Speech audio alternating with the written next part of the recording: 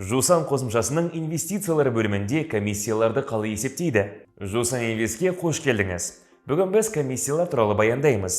Сондай-ақ кәсе, AX, NASDAQ, Нью-Йорк және Лондон қор биржаларында акциялар, ETF және ИПК сауда жасағанда комиссиялар қалай есептелетіні туралы айтамыз. Комиссиялар қалай жұмыс істейді және олар қайдан пайда болады? Комиссия – бұл брокер көрсеткен қызметі үшін алатын ақы. Олар мәміле сомасының пайызы ретінде немесе бекітілген сома ретінде болуы мүмкін. Әлемдік брокерлер тәжірибесіне үңілетін болсақ, брокерлер бағалы қағаздар өсті ме әлде жоқ па оған қарамай барлық мәмілелерден комиссия алып отырады.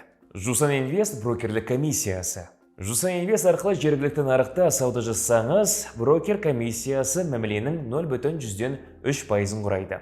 Ал халықаралық биржаларда комиссия мәміле сомасының 0,1% тең. Үшінші тарап комиссиялары. Біз Жусан Инвестте клиенттерге халықаралық нарықтарда орынды деңгейде комиссиялар мен сенімді заң талаптарына сай және ашық инвестициялауға мүмкіндік беру үшін үздіксіз жұмыс істеп келеміз. Қазақстандық брокерлер ақш пен Англия биржаларында сауда жасауға мүмкіндік беретін контрагенттер арқылы жұмыс істегендіктен мұндай мәмілелер үшін комиссия алынады. ақш пен Лондон нарықтарында контрагент комиссиялары алынады. ақш-та бір дана үшін 0,1 цент, кем дегенде $7,5 және ең көбі мәміле сомасының 1% құрайды. Лондонда 0,4%, ең төменгі комиссия $7,5. Шотты толтыру және шешу үшін комиссиялар.